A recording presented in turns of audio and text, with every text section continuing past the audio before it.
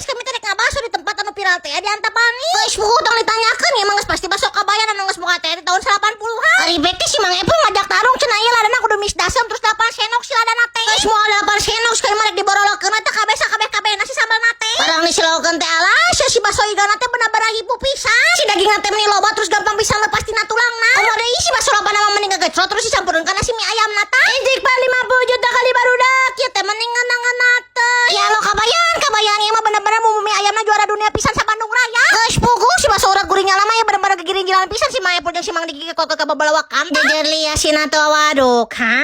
Teh mendingan pisan.